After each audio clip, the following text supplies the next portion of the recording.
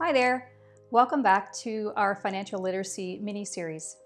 Today we're going to talk about practicing patience. Never underestimate the power of delayed gratification. It can be incredibly tempting to attempt to keep up with everybody that you see around you and to watch people's social media highlight reels and try to live in their shadow. I think that the worst thing that you can do is to rent a lifestyle. And if you're buying everything on credit, that's essentially what you're doing. When I talk to young people, I encourage them to take a look at their situation.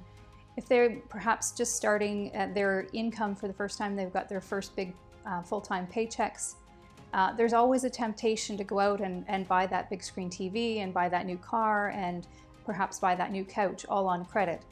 And so then you may have this paycheck, but then you're left with a much smaller piece of it at your control.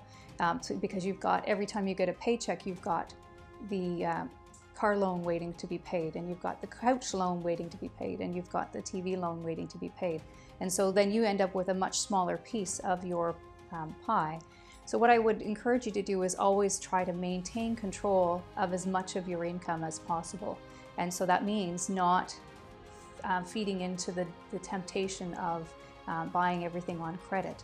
And don't try to keep up with those around you. You have no idea what their financial situation is, whether they have family that are helping them out with their current lifestyle. It may look all glamorous on the outside, but I assure you, a lot of people are doing just that on credit. So I would encourage you to take the time and be patient, to plan ahead, to save for those things that you want.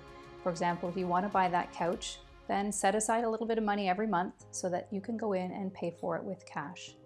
I know that that's not realistic for large purchases like a home or a car, but it is important that you plan ahead and save as much as you can for those down payments to make sure that the purchase makes sense for you financially.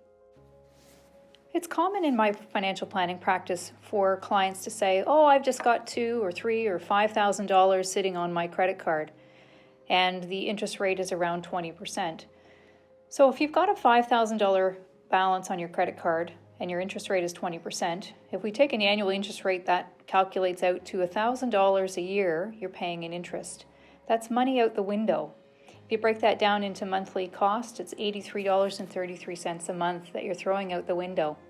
Just think of all the other things that you could do with that money each month. You could buy a new pair of shoes, you could buy a lot of groceries with $83.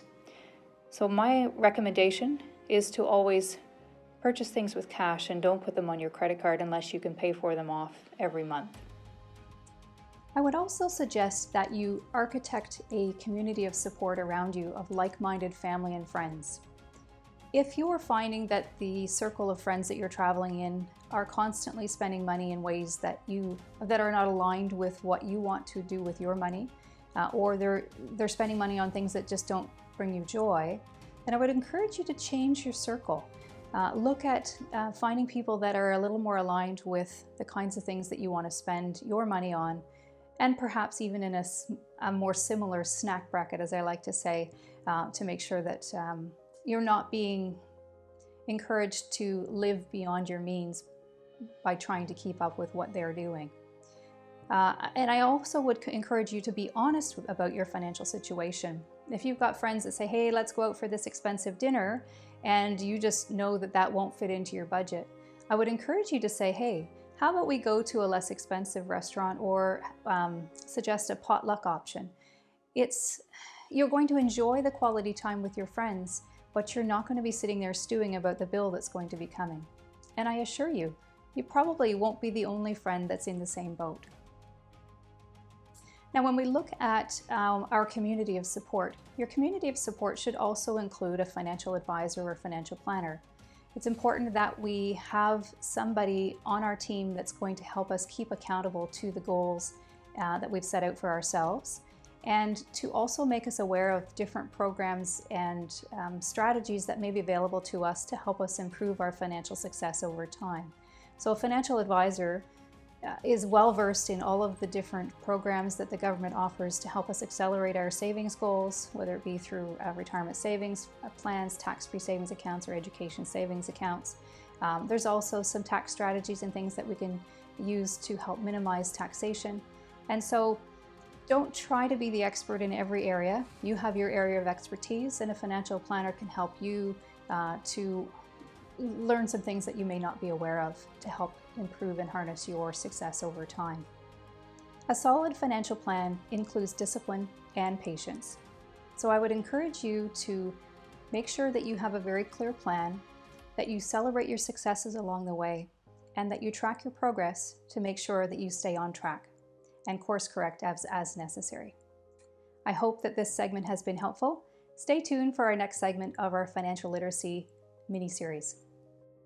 Thanks for tuning in to our Transforming Your Finances mini-series. If you found the information useful, please share it with your friends and family or anyone else that you think might benefit from this. Thank you.